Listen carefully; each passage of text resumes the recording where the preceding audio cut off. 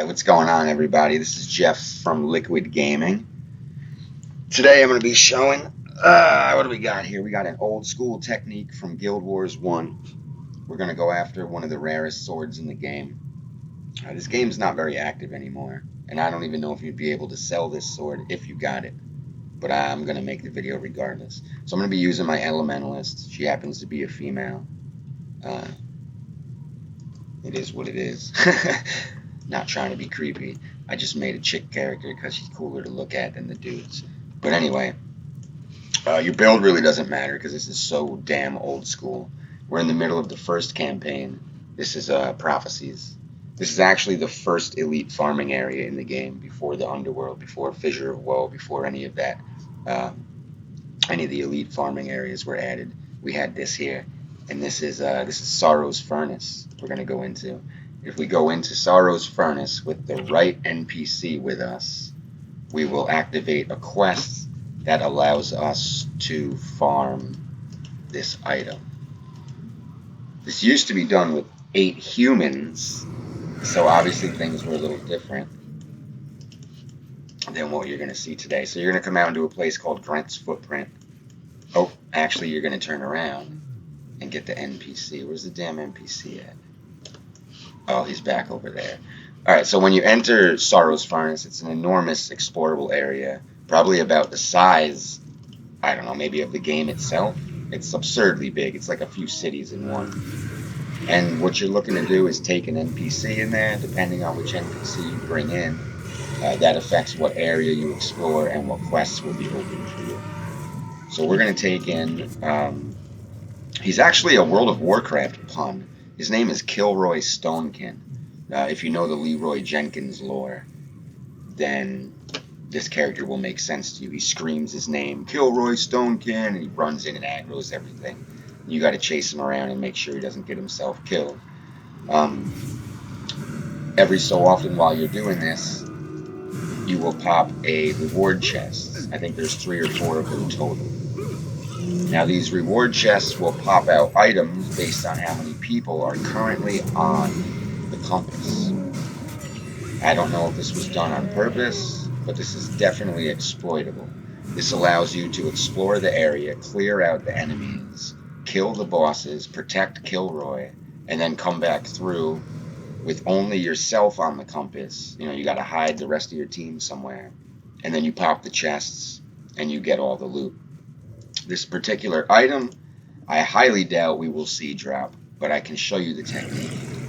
This thing's drop rate is one of the lowest in the game. I believe it to be the most expensive item in the game. It's been so long since I cared about this game, it's really kind of hard to tell. But it's definitely the tits item, it's definitely the one you want. So, we're going to see what happens. I already got my NPC, so I'm clear to enter Sorrow's Furnace. I just don't know if I should just haul ass and try to make it, or do the safe way. Let me haul ass and see if I can get in there without any fighting.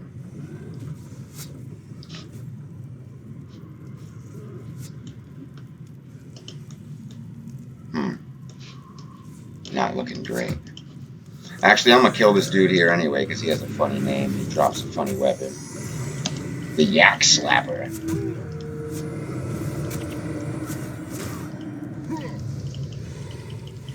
Now, I don't have any impressive team build with me or anything exciting or advanced. I just threw some heroes on with some nonsense skills and off we went.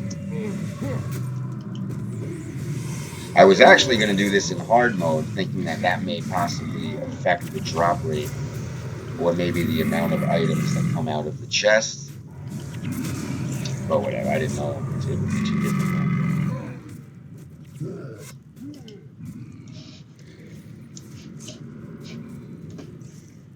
Alright, I'm just going to make a dash for it. Someone better heal me up. Let's go. Oh, shit.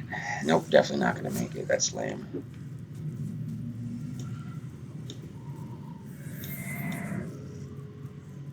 $30, $20, $10. Dies right at the freaking end zone. Excuse me. That's literally where I wanted to make it. I'll just get those.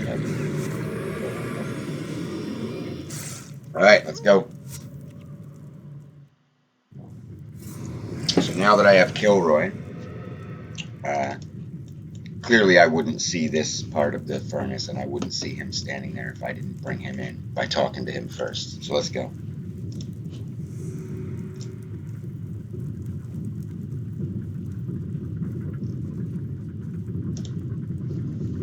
That's Kilroy. He likes to run in and fight things.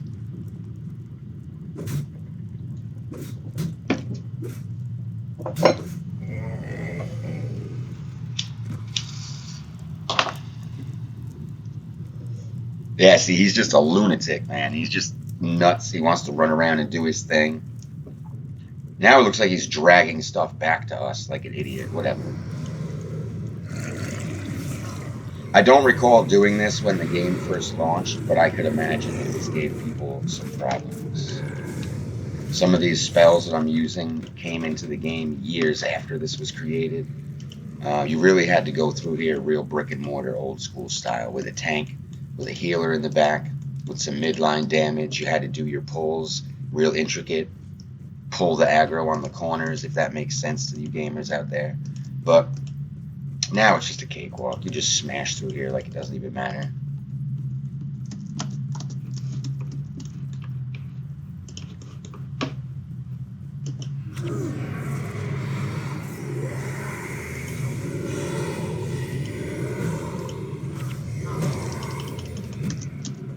You'll notice the trick-or-treat bags dropping. That's not usually an occurrence, but I happen to be playing this a couple days before Halloween, so there's some event going on.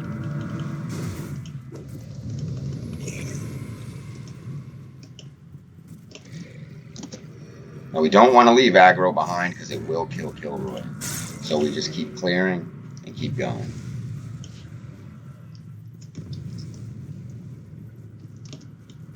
There's no part of this at all that's challenging. There's no boss that'll give you a problem. There's no mob that'll give you a problem. You just gotta be patient and don't ever expect this damn sword to drop, because it's probably never going to. I mean, the drop rate is less than 1%. I think it's less than 0.5%, which is extremely low if you think about it. That means if you pop 100 chests, honestly, I don't even know what that means. If you pop 100 chests, I think you have like a half a chance of getting it. I don't know. Ask your math teacher. I play video games.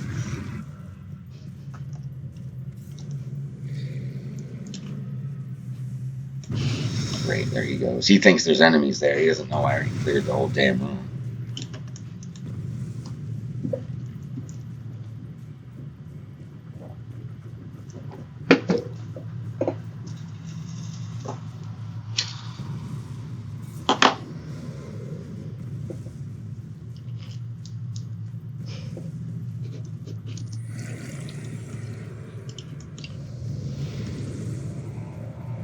One thing I forgot to mention is you go on quite a voyage on this path to clear things. After you clear everything, you have to walk this in reverse to get your chests. So it's not a bad idea to bring a run skill for the way back.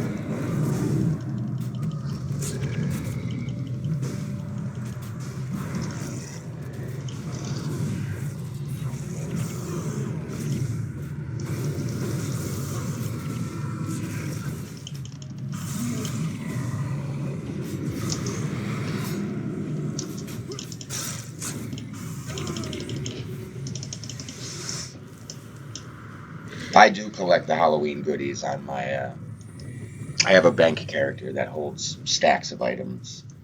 Every now and then you could find me in Camadon selling these stacks.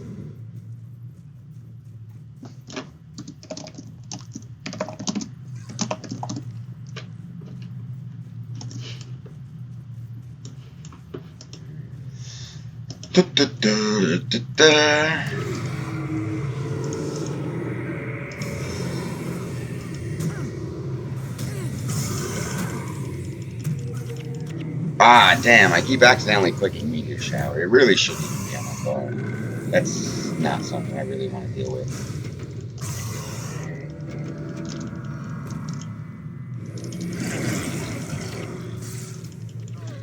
You will see me targeting these guys The only reason I'm doing that is to point my heroes in that direction. I have a little team set up here that I mean, in normal mode, not much is going to stand against when all 8 of these guys attack with their proper skills. It's a nice little spike.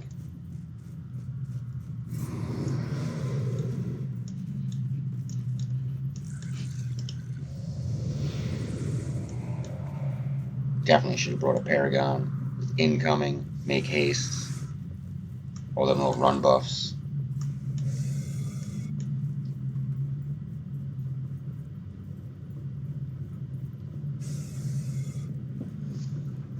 Coming up on the end here, though, I've done most of the run.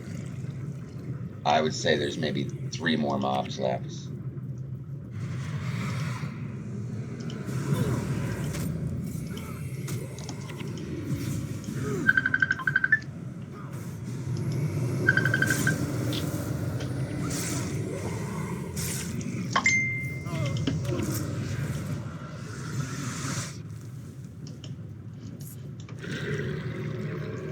Oh, actually, this may be the last mob. I don't know if there's another one after this.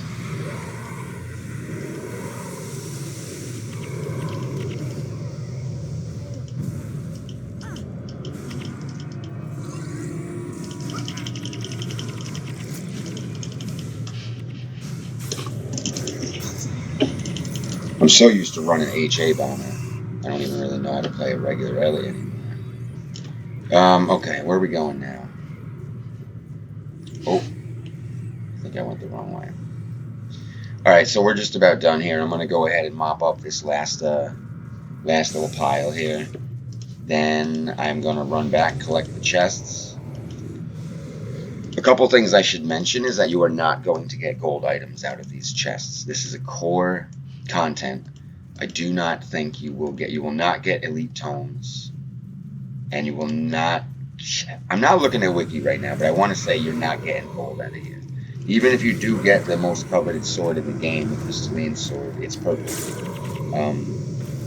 That doesn't affect its value in any way. I do think they've made a gold version since then that comes out of maybe the HA chest or the Zaishin chest. So, but if you come off with the old school, there's a very obvious difference when you look at the item, if it's the old school or if it's the Zaishin. So your value will be there if you get the weapon. There's many skins like it, so you could easily replicate the skin if you just wanted to show the item off, or maybe carry it through some PvP. I guess I should I'll put links to those in this video. Mostly they're going to be collector's items and weapons you get from trading in certain items.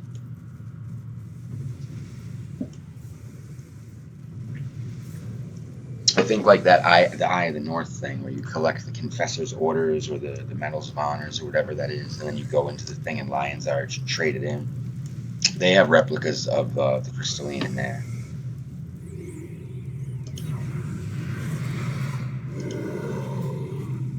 This is the last room. If we still had, for some reason, Kilroy didn't come with us. I think we may have, I think I may have killed too fast, and the team didn't leave room for him to run around and do his script. So he would have come to this room. He would have aggroed these 3 groups. A noob team would probably not do okay at it. These 2 groups aren't too bad, but this one over here does have a boss there.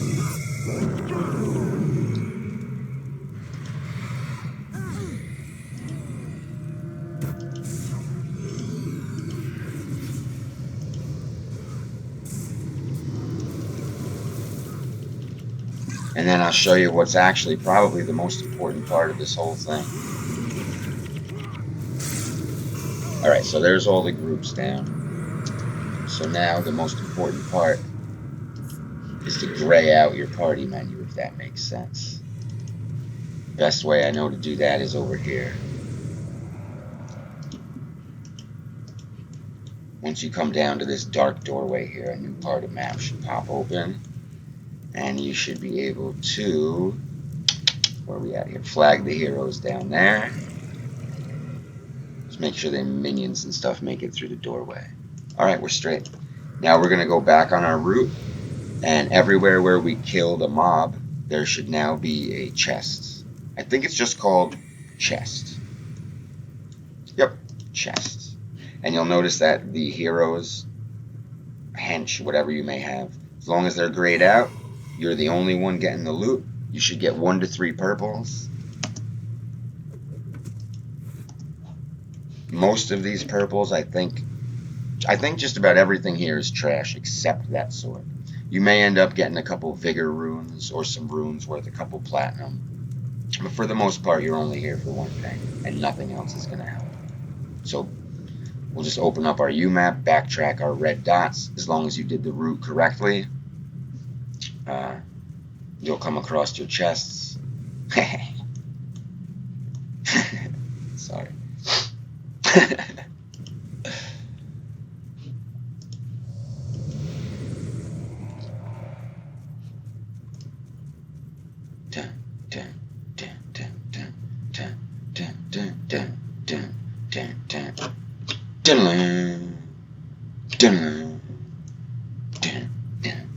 No, I'm just playing.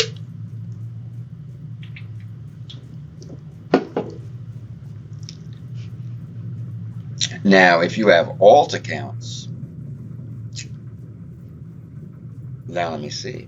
If you got the guild launcher and you launched multiple accounts, I guess what you would do is park them at the beginning, run the whole lap like I did, and when you get to the end, I think at that point you would run back to the beginning, skip all of the chests, collect your alts, and then go run through and open the chests. But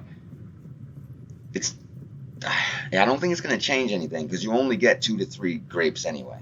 So it's not like it's going to spit you out 2 to 3 per player. If you have multiple players, then sometimes people just don't get loot. I know I ran this the other night with a guildie showing her how to do it. And there were some times where we popped the chest with both of us on radar and it only gave the loot to one of us. So I take that back. Running this on multiple accounts wouldn't do anything for you. There may be a chance that hard mode doubles the chest loot, which would double your drop rate chance, but I'm not sure. I need to test that and see if that's a fact.